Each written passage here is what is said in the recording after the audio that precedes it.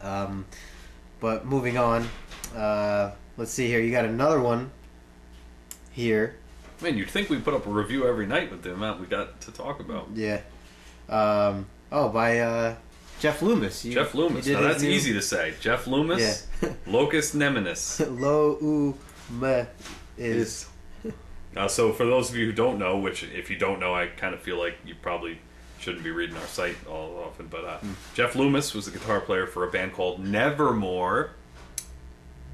Who is Nevermore? Well, that's not true, apparently. The consensus seems to be that Warrell Dane and whichever one of the other guys stayed are going to carry the name. They're going to carry the name on. I don't know. It's he's got his other shit, so they might as well just stop it. But anyway, so Jeff Loomis is out on his own now, again.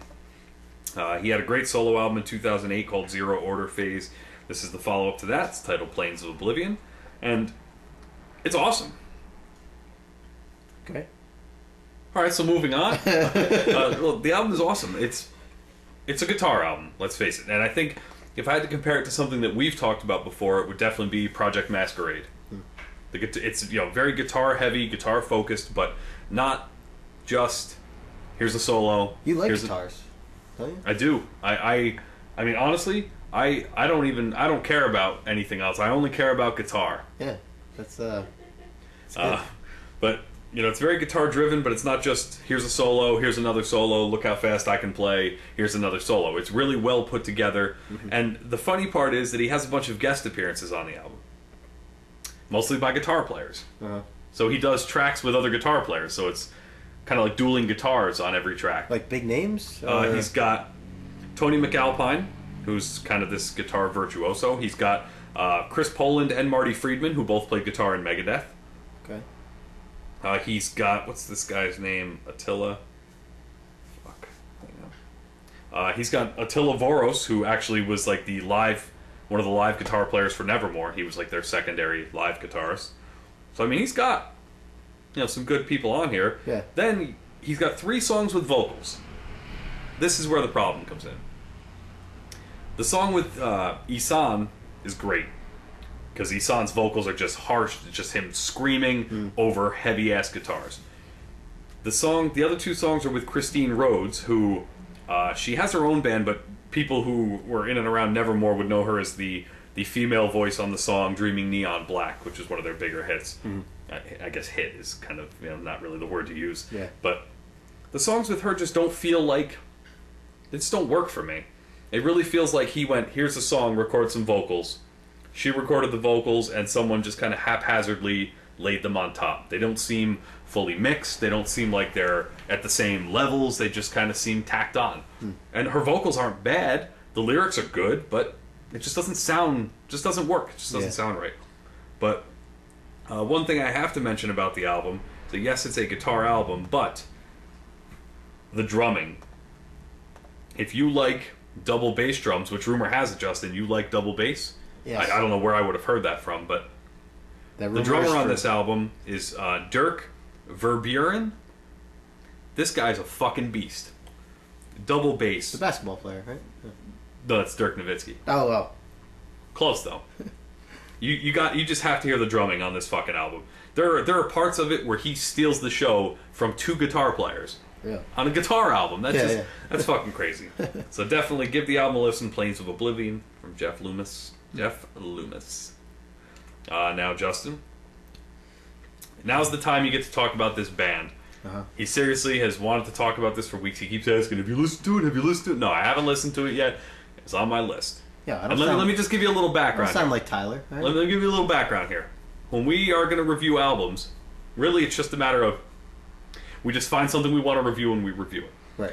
But somehow in a year, we've only had 1 or 2 times where we, he was going to do something and I went, oh, fuck, I was going to do that. Yeah. Or I wrote something and he went, oh, I was just getting into that. Yeah. This was one of them.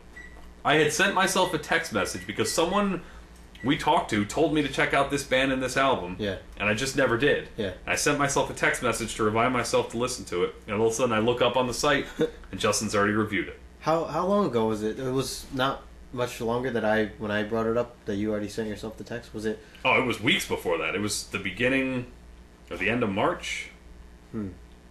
I don't And have you said it. you don't remember who told you, right? Don't remember who told me, but so Justin, tell us a little about this band Atoma and their album Skylight. Atoma, not to be confused with Acoma. That's right.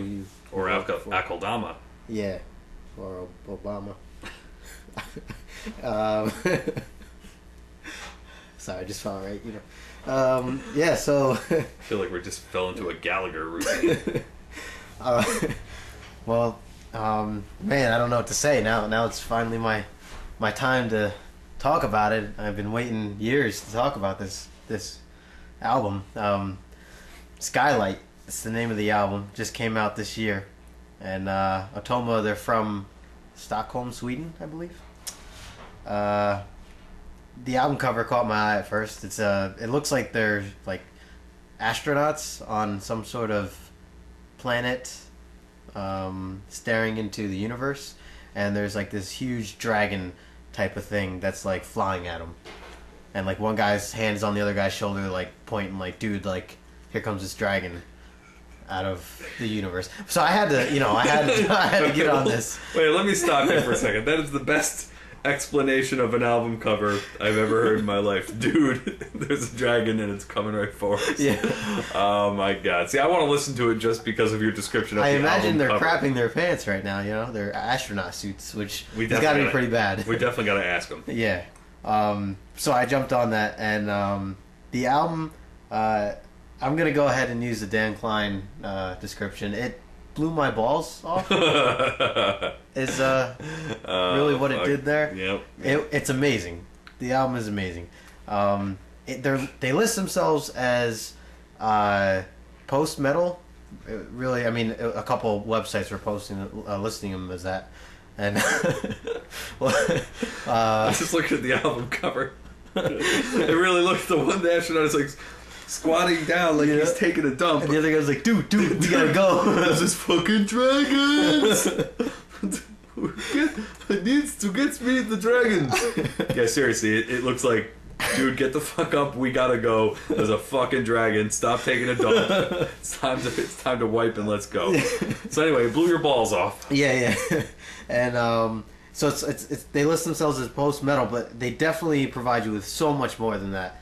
I think I just took that word for word from my review, but they start off with, it's an instrumental for the most part until the end. He has a couple clean singing vocals at the very end of it, but it's like a 6 or 7 minute intro, and it actually includes some, like, I guess, like, techno like sounds and synths, which I mean, we've gone back through other bands that tried to provide that, and some were not so good and some were decent, but these sounds fit perfect to this metal album. Yeah. I mean, it really it kind of makes you want to dance and jam out at the same time. But the second track, Skylight is the name of the second track, and that's where it gets more aggressive with a lot of the guitars and whatnot, and the vocals switch over to like this amazing growling that I wasn't expecting. I was really just picturing more like a Junius type of album when I was getting into this, but it's beautiful. I mean, it basically sets up like this, this dark image, and then the music is like epic. I had a hard time explaining and describing this album. It really is just, you have to hear it for yourself. But I gave it a 10 out of 10. That's how fucking good it was. I don't just go around handing 10 out of 10s to bands. So that's saying something for you people. You people. Yeah. So check it out, Darrell. Check it out. It's on my list. I know you said you ordered it online. Yep, I did order it. So we're waiting. Can't wait to. I'm gonna have to see if I can get like a blown up version of the album cover just so I can hang it up. Yeah. Honestly, this is an album I would say to look to get it on vinyl. It's worth it. I'm actually curious if that exists. Yeah. I'll make it exist. I'll make it exist. Give the vinyl to Varg. That's what I'll do. You're gonna give the vinyl to Varg or give the vinyl the Varg? The Varg.